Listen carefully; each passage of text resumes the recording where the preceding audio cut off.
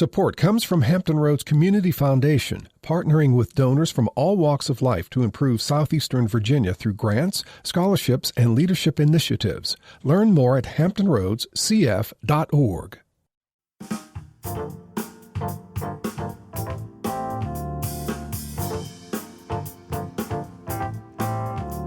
Hello, everyone. I'm Barbara Hamley. Welcome to our live broadcast from Cape Charles on Virginia's Eastern Shore. We are so happy to be here at the restored Cape Charles Elementary School, now known as the Impact Center. During the next hour of Another View, we'll learn the history of this Washington Rosenwald School, talk with former alum about their experiences, and find out about programs that will benefit the community today. All this and more is coming up when we come back from the national, regional, and local news from NPR and WHRO News.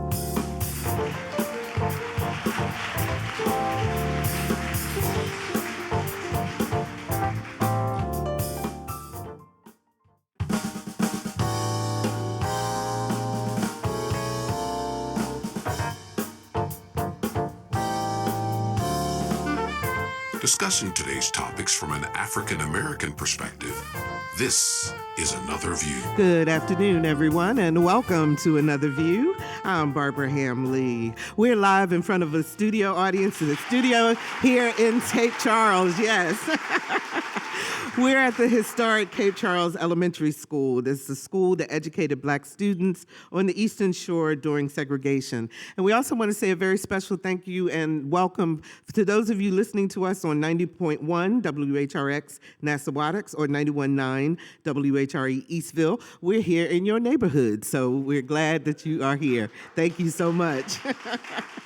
And we have a full house. We are seated, I believe, in the auditorium / cafeteria / Harmony Center. Harmony Center. Hall. Okay, we're in Harmony Hall, and we're going to learn much more about this building and about the history in just a moment. So, you know, this school was one of the more than 5,000 so-called Rosenwald Schools, a partnership between Booker T. Washington and philanthropist Julius Rosenwald to improve education for African-American students. Joining us to talk about this history, student life, and what the school means today is Tavia Griffin, founder and current president of the board of directors for the Cape Charles Rosenwald School Restoration Initiative. Hey, Tavia, how you doing? I'm good. How are you, Barbara? I'm great. Thank you so much. Cindy Waldo, who was a student at the school from 1962 to 64, from first to third grade, I believe that was. How are you? I'm good. Good morning, Barbara. Good morning. And next to her is Richard Press, another alum who attended the school from 1956 to 59, also from first to third grade. How you doing? Good morning, Barbara. How are you? Good morning. I'm good. And finally, William Weeks, who is the executive director of the Cape Charles Rosenwald School Restoration Initiative, also known as the Impact Center. How you doing? I'm fine. Good morning, Barbara. How are you? I tell you what, so you need to do like the Quiet Storm, like on the radio. I'm just saying. I have to do that. It is so good to meet you. Now, before we get into our conversation, some background on the Rosenwald Schools from Another View producer, Lisa Godley. Throughout history, the Rosenwald School Project has been applauded for the role it played narrowing the literacy gap between Black and white students during the bulk of the Jim Crow segregation era. While Jim Crow began at the end of the Civil War, several decades would pass before the project would begin. It was 1912 when the head of Tuskegee Institute, Booker T. Washington, would encourage his friend, philanthropist Julius Rosenwald, to provide the funding that would allow Tuskegee Institute to construct 6 schools for Black children in rural Alabama. Within a year, Rosenwald, the president of Sears Roebuck and Company, would donate tens of thousands of dollars to build an additional 300 schools across the South. Following the death of Washington, Rosenwald set up the Julius Rosenwald Fund. Its purpose, the well-being of mankind. This philanthropic effort has been tapped as the largest school building program in U.S. history. More than $70 million would be used to build and sustain schools, colleges, universities, museums, and Black institutions. The fund would spend millions constructing about 5,300 schools across 15 states, dedicated to the education of Black children.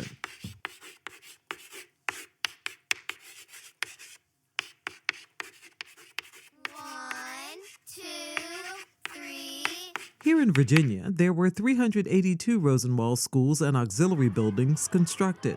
About 126 still stand. Most were two-classroom buildings made of wood. However, there were a few, like the one in Cape Charles, that was brick. The formula for building the schools would require white school boards to commit to the maintenance and the Black communities to aid in construction as well as funding. The amount of money raised by Black communities across southern states was substantial, close to $5 million in total, a clear indication of the importance placed on the education of Black children. For Another View, I'm Lisa Godley. So, Cindy, take us back. What was Cape Charles like back there in the 50s and 60s? You went to school in the early 60s, I believe. But what was it like living here? Give us a sense of the community. Growing up in Cape Charles, we realize now was a blessing because the families, they were families, our neighbors. We were very close to them. And just, I was talking to Mr. Press here, we were so blessed when we came along because we had school buses. We didn't have to walk to school. And just coming to school and learning, and there was no nonsense, so you did learn. You had your Pledge of Allegiance every day, and you're just learning different things and being respectful, and can't wait till the next day to go to school because just riding the bus alone was exciting for us. But Cape Charles, it was a very nice place, a very comfortable. You could leave your doors open. You didn't have to worry about anything. So we were truly blessed. So when you walked in this building, what memories or what were the emotions that came to you? Well, I can remember my first and second grade. It was in the same room. All you did was went right across to the other side because there wasn't that many children, and had the same teacher for the first and second grade. And it so happened that she wound up being my neighbor. Yes, yeah. But and also the third grade. And I remember that teacher came from North Carolina, and that's pretty much it. And then after that, we were integrated, and I went over to Cape Charles Public Schools. From there? Yeah, but like I said, it was one great memory that I have. I did go to school in New York, and elementary and junior high. And one day a word was on the board, and nobody knew it. And it was Emancipation Proclamation. And I raised my hand. It touches me now. I didn't actually know what it meant, but I knew I heard that word at Cape Charles School. Yeah. What about you, Richard? When you walked back in, now that the school has been renovated and stuff, what emotions came up for you? Well, the first thing I think about is Mrs. Ames because I was afraid of her. I think most of the students were afraid of her. She was an excellent teacher. But I think about mostly playing outside in the yard. We played all these different games like marbles, a lot of games that a lot of kids don't play today. We played hopscotch and we wrestled. We had some really fun times fighting because the fighting back then was different. It was if you got somebody on the ground, just get up and let them go. But things are different now. So I think mostly about my experiences outside of the school. And I remember our school principal, Mr. Hare, he used to ring a bell. When we were outside, we didn't have any type of technology. So he would come out and he would just take this bell or a blowhorn and he would just ring it, and you just came back into school and sat down. So that's one of the memories I have. Tavia, when you started the restoration, because you're the founder, I understand, of the Restoration Initiative, and now on the board also. But what made you look at this building and say, we have to do something? I have no idea. I just know that it just seemed like it was significant, and I wanted to know why. And it didn't make sense to me that it was just sitting here and not being used. Mm-hmm. Now, in the 70s, it was actually after the school closed because of integration. It actually was used as a seafood processing plant, I understand? Yes, it was actually a very prosperous eel packing plant. Eel. And I love eel, EEL, eel packing plant that, from my understanding, shipped eel to France. Oh, wow. Yeah, okay. And so it was very popular, but it closed down, so for over 40 years it sat vacant. So it just sat here on this property, just vacant? Yes. What was it like? Give us a sense of what was happening. Well, all of the windows, you couldn't see the windows, and they were covered by wood, and it had the name of Rob Barrett on the outside. It had for sale, and not F-O-R, but for, the number 4, and then sale.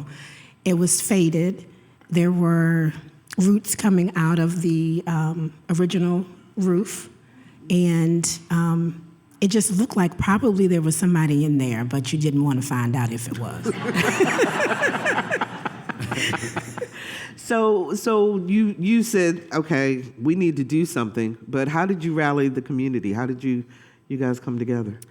Well, first I talked to my grandmother to find out, did she go here? And then did she know anyone that knew here? And she said, well, I think Miss Davis went there. Miss Davis is an alumni, and she also happened to be my hard teacher in high school. And so I called her, and sure enough, she went there.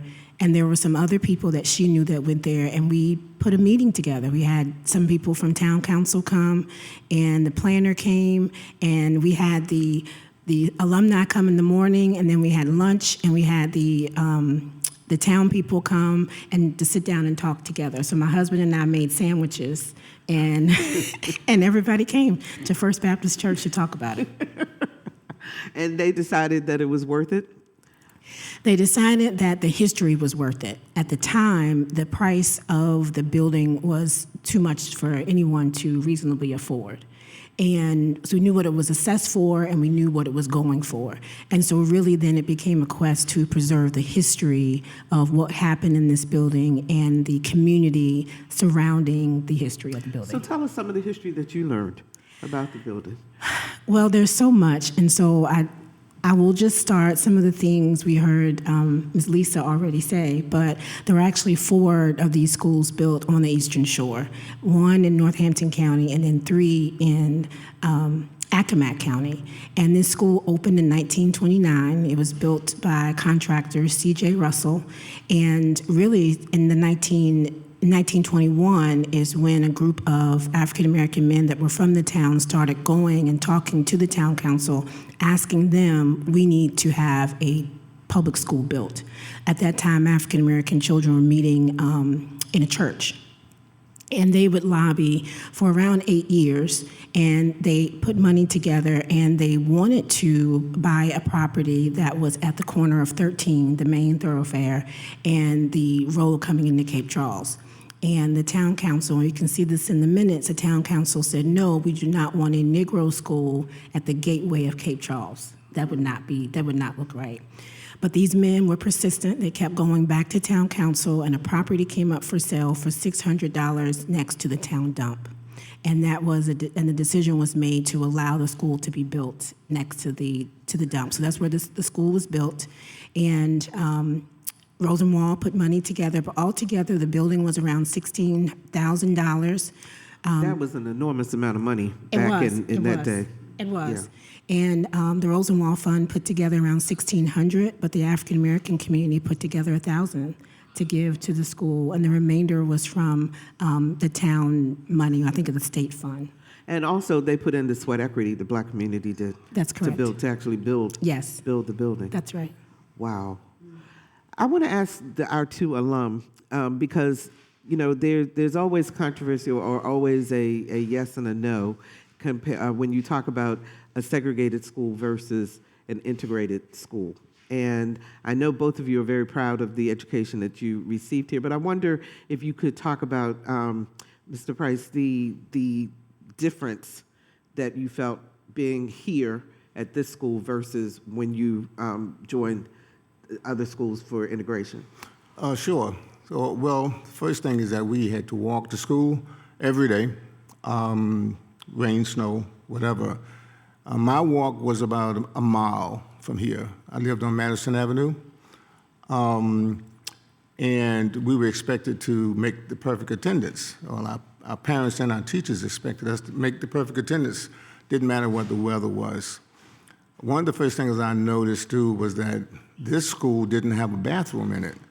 And you kind of wonder, you know, for a nice brick building to be built without bathrooms. So our bathroom was, if you look to your immediate right, you'll see the woods. That was our bathroom. Okay, it wasn't until years later that they actually put a bathroom in. And someone said that, yeah, you know, we had bathrooms. So I looked up the schematic, the architectural plans for this building. It wasn't even the bathroom wasn't even a part of the architectural plans. Okay, I noticed also that our school was situated right behind the city dump. So during our recess period, we had a lot of great smells to look forward to. And then I noticed that Northampton County High School was also situated right in front of the city cesspool. So you can imagine that all of our schools were being put in places that seemed to be well planned. When we lived in Cape Charles, I lived on Madison Avenue, and the whites lived on one side, and the indigenous, and a lot of times you hear me say indigenous because I am, lived on the other side. We kind of stayed out of each other's way, but on the weekends when you go downtown, it was a different story. There were certain places that we could not go, that we could not eat in, that we could not stand around, like what used to be the Palace Theater now, and the drugstore next to it. We could order things at the counter. You know, that was about it. I have to say that things have changed 1,000% now. You know, the Palace Theater, the Lemon Tree are really some really fantastic, marvelous places to go. But coming here, sometimes we would get rides to school, sometimes we would get rides home. But for the most part, this was our haven. When we left our home and crossed the hump, this was our haven. We didn't have to worry about segregation. We didn't have to worry about not being treated right or not standing around a particular place. This was us. This was our community. And our parents knew it, and our teachers knew it. And I'll say one other thing about Mrs. Ames. I told you I was scared of her, but the reason being is that there was a day they had here in Cape Charles Elementary where your brothers or sisters could bring a smaller child. And I wasn't in school then, but my brothers were here. And just as a visit, you know. And my brother Joe, he wanted to show me how much authority he had as being a second grader. And when Mr. Hare rung the bell for everybody to come in, my brother Joe, you know, he wanted to take his time. He wanted to show me, you know, he has some pull here. And so by the time we got into school, I noticed that it was very, very quiet. Everybody was in class, and I heard these footsteps, and they were ringing in my ears, and it was Mrs. Ames. And she came down that hall. She looked to be about 40 feet tall at that time to me.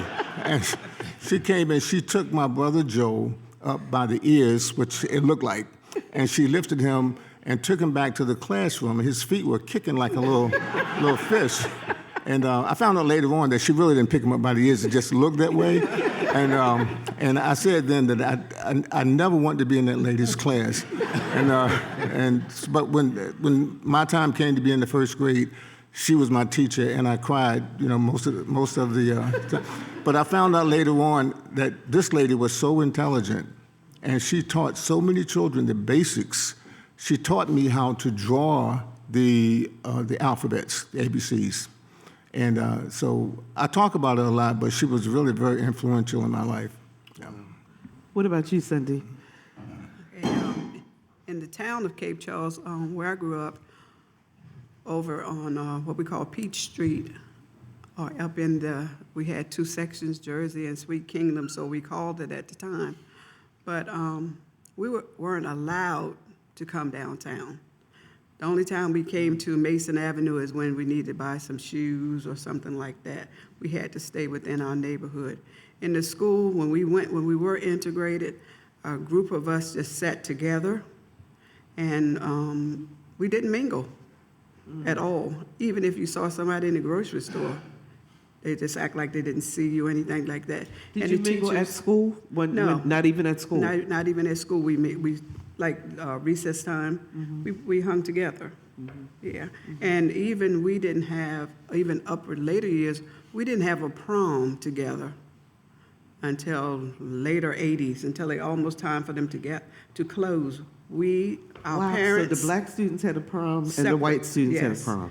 Our parents and we got together and we raised money and we used one of the hotels to have our prom. Oh, my Yeah. goodness. So that happened for quite a few years.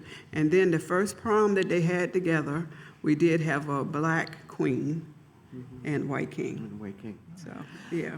Do you, what are I always hear people talk about the teachers and how critical the teachers were in terms of making sure that you all learned everything that you needed to know, including Black history. Do you recall? Or do you recall the difference in the way that you may have been taught here versus the other schools you wound up going to? I say that with me, it wasn't a great teaching at all. But I guess you could have put more.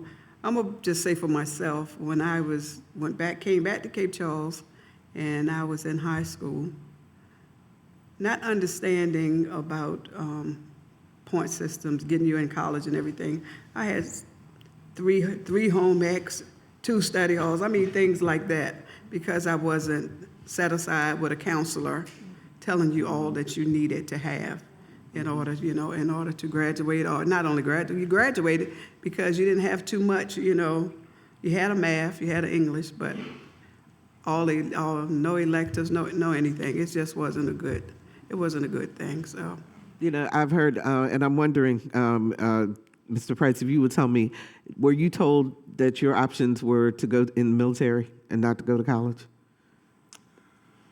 To go to the military, besides one college? I mean, from your counselors, we hear a lot that was a common way of counselors talking to African American students, telling them. Our counselors would tell us that the military was a sure bet, that you can get in there, you're assured that you're going to have a salary, and if you do well, you can get promoted.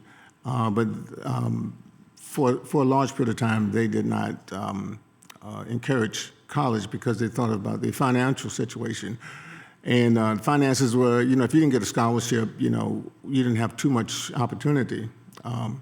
But there were a lot of us that went to college. And when I say a lot, I mean a lot. And we have doctors out here, we have engineers, we have artists, we have architects.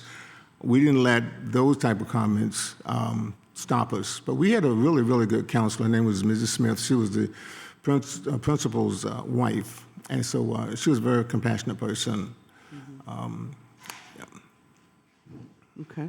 So if you're just joining us, we're coming to you live from the historic Cape Charles Elementary School, now known as the Impact Center. It's in Another View history lesson. Our guests are Tavia Griffin, board president for the Cape Charles Rosenwald School Restoration Initiative, William Weeks, executive director of the Impact Center, along with Cindy Waldo and Richard Press, both alum of the school. William, I know we haven't heard from you yet, and I do want to talk with you about what the restoration means today for the community today.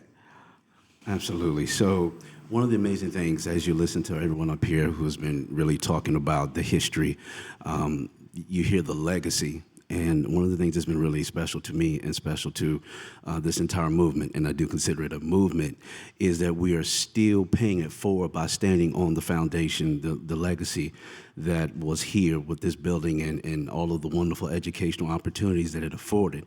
And now as a community center, as a hub, we look at this as a place for lifelong learning. So if I can, I will talk to you a little bit about some of the things that we have going on. One of the key or one of the major priorities that we have going on right now is with workforce development.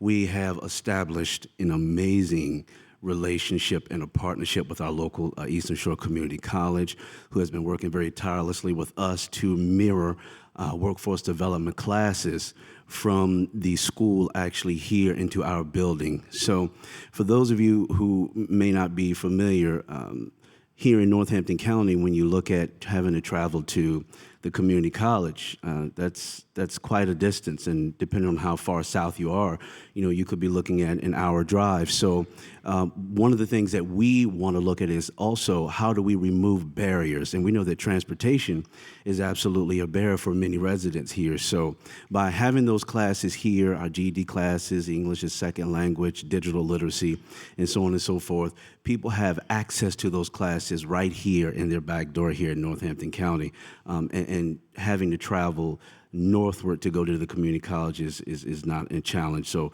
we're super excited about that portion of what we have going on. Also, you've heard the alumni talk a lot about history. So our cultural preservation is really special because, we live in a time where realistically a lot of, in particular the African American history, is really not being taught or is really being erased. So here we feel it's super important that we are preserving that through our digital artifacts, allowing the community to come in to take tours where we get to show a lot of through historical exhibits, a lot of what the alumni here have been talking about. But what's so great about it is when we do a lot of our tours, and as we've been working with public schools and having the students to come, it's an intergenerational approach, which is wonderful because now you get to hear and see history being told by folks who lived it and not just something that you're reading in a book. And because we realize that things have to live in the digital world when we look at the minimization of space, you get to come here and you do a tour. We talk about the importance of the Washington-Rosenwald partnership. We talk about all of the different experiences that the alumni have had, and all of that is right here within the building. So that's very special to us too, and it has been very well received from all of those who have come to take tours, and especially for the students from public schools who we have had here who really enjoyed that. We also have going on with us our commercial kitchen, our business incubation model. Again, when we're looking at small businesses who are looking to thrive and grow, they have access to a commissary kitchen where they can come in, and if they have canning needs, or if you are that small business and you are a caterer who is looking to expand your business, but you really need a place where you can come and do meal preparation, we have that, and that's absolutely available for those who would like to take that as an opportunity or take advantage of that.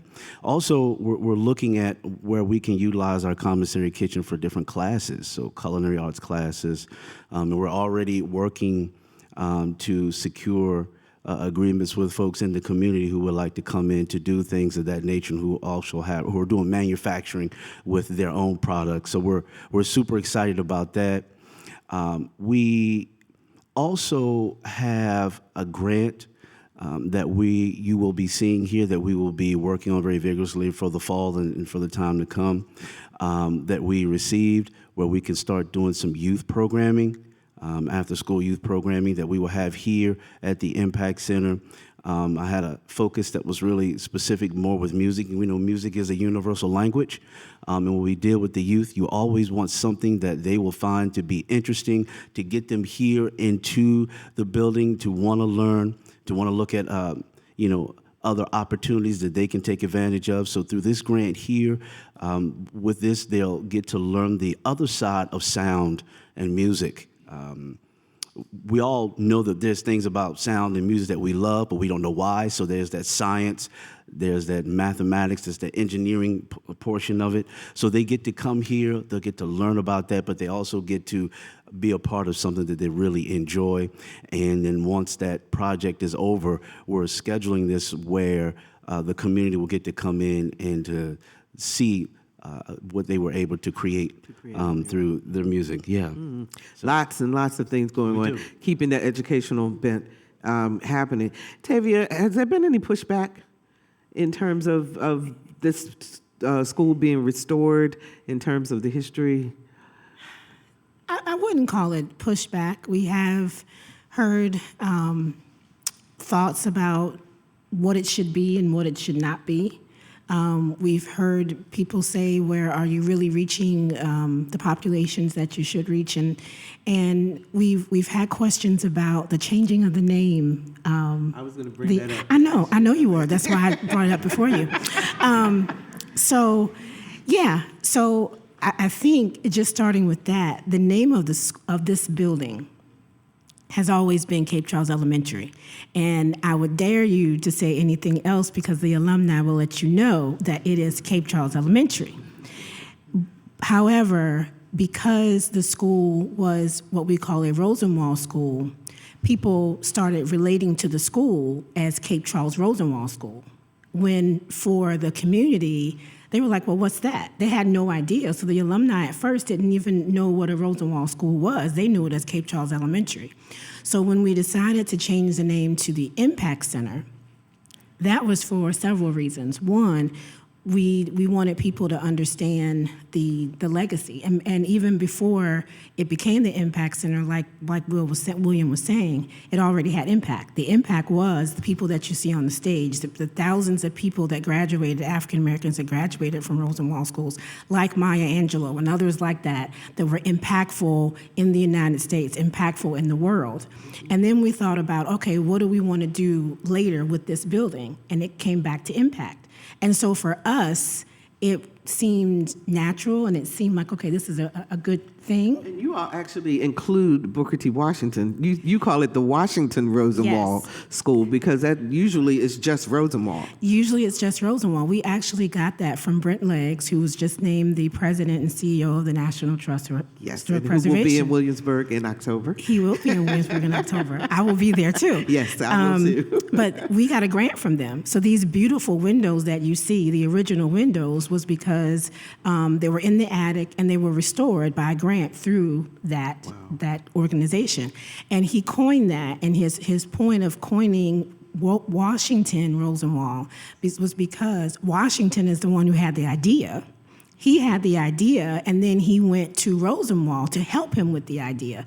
But we had forgot about that, and we had taken him out. So we wanted to have that back. So there was never a thought of erasing history. It was more being more inclusive and including the people in their rightful place who made this happen. Who made it happen. So we did receive an email, and I bring this up because I think that in this email, this person was very concerned in a not so positive way about the building. And I think that a lot of the comments that this individual made come from not understanding the times and also not understanding exactly what was going on. So I'm not going to read the whole thing, but one of the realities that they talk about, and I'd love for you guys, William and Tavia in particular, to react to this. His first bullet point is, he says, the reality of the situation today is the gentrification of Cape Charles finds the town devoid of young black families who might otherwise utilize the refurbished building. I wanted to get you guys' response to that. And I'll do the next bullet point. Well, I would say, and I jumped in front of William, but I will say, one, the first thing that he said is correct. There has been a gentrification of Cape Charles. That is a true fact. We find the fact that this building has refurbished is a good thing. And we want programming, and we want to be a space where people feel like they can come. This audience now, it's mostly Caucasian, but this is a mixed audience, and that's what we want to see. While this building was used for just African Americans, the alumni themselves have said, we want this building to be for everyone. And we want everyone to feel welcome to come here. And that is one of our jobs, to make sure that we get the word out and we have that community engagement for people to know, African American community, and know they can be here. William, I'm going to throw this one to you. He says, lack of an Eastern Shore transportation system will ensure few, if any, of our Black youngsters who live in the trailer parks and public housing far off Route 13 will never set foot in the building. Yeah, and as I mentioned earlier, yes, we realize that transportation is a humongous barrier here on the Eastern Shore. But once again, I think that's why we're being very, in our approach to programming, I think we're being very intentional about how we are trying to design programs and also looking to reach out when we can to our local transportation authority to see if we can schedule programming or if there's a partnership that we can create to actually work with them to have folks to come in or to even work through some of our local churches and see if there are volunteers and folks who would be willing to provide some transportation services when possible and if possible. So transportation is a humongous beast if anybody's ever dealt with that. So it's not an easy answer, but I think we have been working very intentionally to ensure that when we look at programming and events, that that's also being taken into consideration because we want this to be a place for everyone and we want people to feel welcome. So, and this is just so curious to me. He says there is no evidence of programming intended to attract the Eastern Shore's lower class. Is this a high class place? Not at all. So one thing, I'm sure Tavia may have something to say, but one thing that I would say that's absolutely not true. Even when we look at our workforce development model, we're looking at having classes here, regardless of where you may be, regardless of your socioeconomic status or culture. And again, for this upcoming fall, we have GED classes, and we're having those ESL classes and digital literacy. So we're being thoughtful about having programming that spans the masses for your older adults, for youth. So when we look at our programming, again, we want to make sure that we are covering the broad spectrum of folks that live here. And it's not based upon one's economic status, but we're looking at what the needs are and how we can be impactful with coordinating efforts to try to address them. And go ahead, Mr. Price. I'll let you talk first. I was going to say, if you always operate at a low level, if you always do that, you'll never attain a higher level. I don't look at this building as part of regentrification. I look at it as a rebirth. When we were coming up in school, our history, we had history courses, but it doesn't mean that we were getting the right history. Why does it take 20, 30 years after you get out of high school to look back at your hometown and learn some things that you should have learned that was not in the United States textbook? Why wasn't things more geared toward here? Why didn't we learn about the indigenous people? Why didn't we learn about the history of this school? Most of the people that left this school never heard of Rosenwald. I never heard about Rosenwald until recently, thanks to Tavia. Even in high school, some of the textbooks, we talk a lot today about destroying history of the African Americans. Well, if you go back, this is not something that's just happening. When I was in high school, we had textbooks, even in elementary school, that complete chapters were torn out of the books. We got our books from the so-called white school. They were handed down to us while the other schools got new texts. We got the old texts, and complete chapters were torn out. So when the instructor says, let's turn to chapter 3, and I go to my textbook and chapter 3 is not there, I raise my hand. I don't have chapter 3.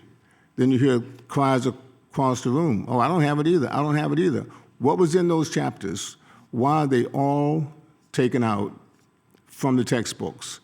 One thing that was not taken from the textbooks was the inside covers where we could see names that people called us, despicable names. We lived with those. Our parents taught us not to accept it, but we didn't have to do anything about it at that particular time. So, yeah, our history is new to us for the most part. You ever heard of new history? I don't know, but that's what it was. So it still bothers me to this day to think about all the information that I could have had and that I didn't have. That is such a powerful statement. our history is new to us. That hits home. You guys had a reunion when the doors opened, right? Yes. And I want to hear from the alum first in terms of what, and Cindy, I'll start with you. What were people doing? What were they saying? Were they amazed? Were they crying? Were they glad to see each other? Give us a sense of what it was like. They were glad to see each other because, so many people moved away to find better jobs and things like that. And just to see people that you hadn't seen for 20, 30 years or more, it was real good. It was a great day. And just a picture of all of us just standing up front here. And you can go back and, like my sisters and brothers went here as well, so I can go back and point out to them some of the schoolmates that they had. So it was a great day. We had a great time. You had a good time too, Mm-hmm. William? I had a fantastic time. One of the things we got to see who was still living. And if somebody didn't show up, we ask about them, And unfortunately, sometimes, those of us that didn't make it to the reunion for one reason or another. But it was a very heartfelt time. I have a brother named Joe who refuses to come to Cape Charles because of what we experienced when we were growing up. But he did come to the reunion, and it kind of changed his mind when he met some of the people the administrators of this building. And it kind of changed his mind. I said, things are changing, Joe. A lot of the people that are here in Cape Charles now are not the people that were back there when we were growing up, And the attitude, people speak to each other. I had some people come over from the Hampton, and I said, one thing you got to do, you have to speak to people, And we got out of the car, and there was some people that got out of their cars about 6 or 7 cars down, and they waved. And the people that I was with didn't wave. I said, look, wait a minute, didn't I tell you? You have the people here speak. I don't know what's on their minds, but they speak. Cape Charles people speak to each other. And that's that hospitality, that Cape Charles hospitality. Absolutely. Tavia, you put your heart, soul, mind, everything into making this. What was that day like for you? So that day actually we had an alumni committee, and they put that together. But the board was very intentional. We wanted the alumni to know. We also wanted the community to know, to speak against things that you just named, that this building was the alumni's building. And we wanted them to be the first partakers. We wanted them to walk in this building first and really experience it. And so it was a lovely day. It was a gentleman, he came, he spoke, and one of the things that the alumni committee did is that they gave certificates to all of the alumni that were there, and they wanted to acknowledge them. And they had each one of them stand up, and they had them come to the front. And one of the gentlemen that came, his brother reached out to us later, and he said, I don't know what you guys did to my brother. And we were like, what are you talking about? He came, I don't know if it was from Mississippi or Louisiana, one of those southern states. And he said he wasn't going to come, again, because of what he had went through. And he had also been to different wars, and it just impacted him. He said he came back, and he was just a changed man. He says, what did y'all do? He says what he said y'all did was y'all acknowledged him.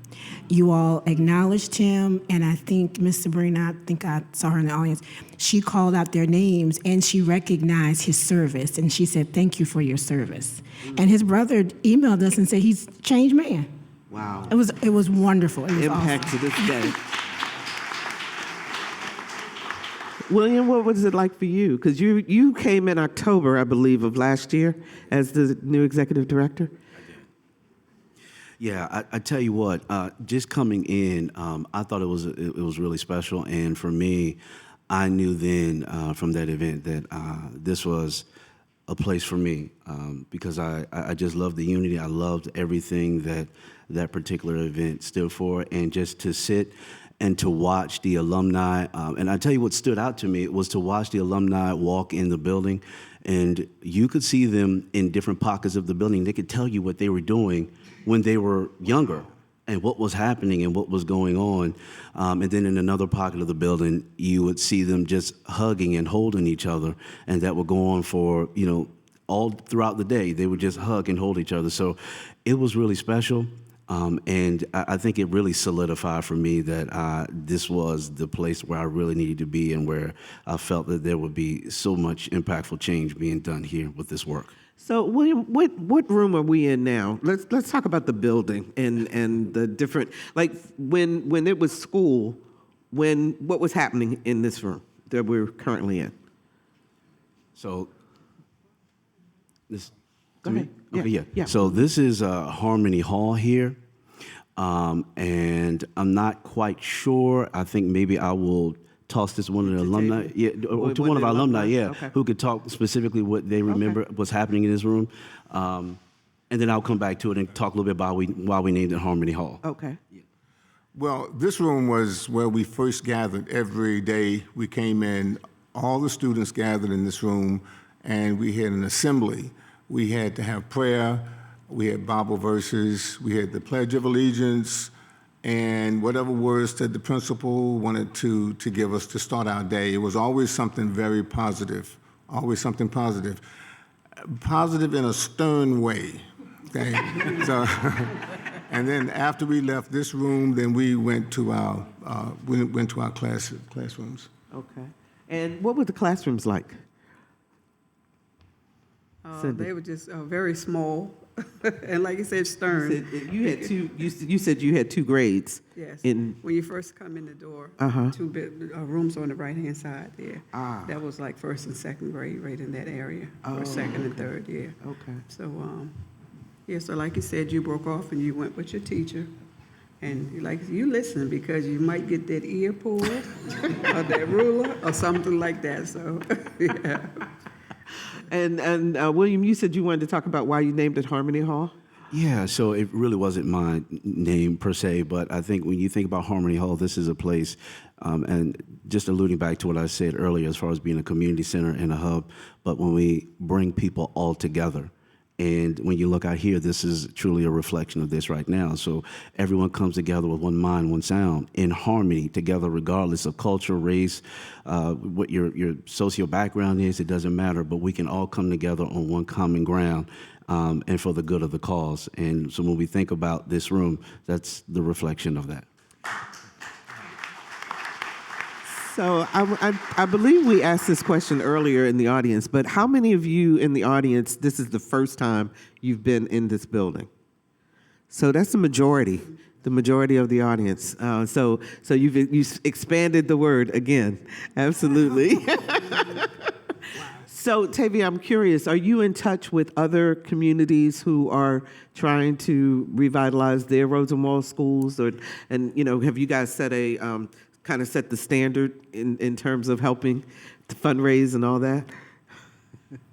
I'm sure we have not set the standard, even though it was a really hard job. I'm sure we have not set the standard. But there is a Rosenwald Association. It used to be in Virginia. I have not been in contact with them that much. Mm-hmm. At our Juneteenth celebration, we actually learned of the painter, Mr. Williams, I remember his last name because it's my maiden name. He and his wife purchased one of the Rosenwald schools in Accomack County. And they are looking for people to come together. They purchased it because they saw that it was in ruin, and they really have no idea what to do with it, and they want ideas from the community, and they want help from the community to figure it out. Mm-hmm. So they've talked to some of our people, but we are supposed to be meeting at some point to help them figure that out. Yeah. Why was this building brick as opposed to, because the majority of them were wood, right? Yeah, so there were several different campaigns for construction. So the earlier campaign, the buildings were brick, were wood, and our campaign was later. It was more of a community plan, and they were larger, and this one was brick, happened to be brick. Do we know how many students were here at any given year? I don't. We had someone doing that research, and we haven't narrowed that down. We do have a listing of the principals, but of course it's the principals that the alumni remember. We're not sure if all of them are there, and if you come, you'll see some of their pictures on the walls, but we don't have the exact number of how many students. So, but the number of students that went here, I just lost my train of thought. Anyway, what do you want people to walk away from when they come to visit this building? One, I want them to see a resilience of a people, the resilience of the community, and I hope that translates to their life, that if there is any adversity in their life or something that someone has told them they can't do, they would see that they can do it. And I also hope that, just as William has said, that they would know that there is strength in unity and coming together. And one of our missions is to empower all. And so really the point of the Impact Center is to be a place that if you need help in different areas, and for us it's economic well-being, it's education, that you can come here and you can have that here. And even for people who are not on that side of needing the help, but if you are someone that's retired, or if you are an educator and you have a gift and you have something that you can bring, a skill set that you can bring, to know that you can come and talk to William, talk to your board members, and we will see how that fits, and to see if you'll be able to have those classes here. How long did it take you all to do this?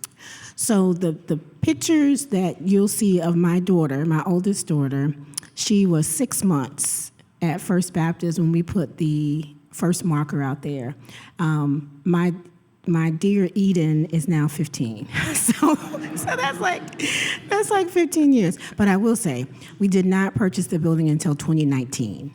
Okay. So the rehab began in 2022. So really, if you look at that, 2 to 3 years. We'll give you the COVID years. Thank you, right? thank you. What was the hardest part about fundraising for this? I mean, when you went to the community, were they, oh yes, or did you really have to convince people that this was worth saving? You know, honestly, most of the money that went to this building came from wonderful donors, individual donors and corporations. A lot of in-kind money was provided. And so I think sometimes the community thinks, well, they don't need any money. That is not true. We continue to need funding, and we continue to need funding for the programs to move on. So I think the hardest part was just, sometimes we heard no, and then we finally got yeses. You finally got it, yes. Mm-hmm. Okay, very quickly, because we're just about out of time. So Cindy, last word you want to tell people about this school? I'm proud to be an alumni of this school. That's what I want them to know. Richard, you have something? Well, I'm proud to be an alumni of this school also, but I just want us to remember that our history is very important. We should never discount our history. I'm reminded of James Baldwin when he said that when Gary Cooper used to fight the Indians, that we all rooted for the Cowboys until we realized that we were the Indians. So it's very important that we learn our history so we won't lose that mental competency. And William, you get the very last word, and we're just about out of time. When people walk through these doors, we want people to envision the future and truly imagine the possibilities of what can happen here. That is fantastic. Thank you all so much for talking to us live from Cape Charles here at the Cape Charles Elementary Washington Rosenwald School. Our theme music is an original composition created especially for Another View by Jay Sennett. A very special thank you to Lisa Godley, our show producer, who put her heart and soul into producing this broadcast. And much appreciation for Jordan Christie and Victor Bowen for making sure that we sound great outside the studio. And also thanks to Dr. Barry Graham, who's monitoring this remote broadcast back in the WHRO studios. Also want to thank Kelsey Backey in marketing, Rhonda Hayes and Michelle Hinkerson from WHRO, and our volunteers, Troy Lemon, John Short, John Whalen, Pam Gritman, and Diane Davis. I'm Barbara Hamley. Have a fantastic weekend, everyone. And let's get together again next Thursday at noon for Another View.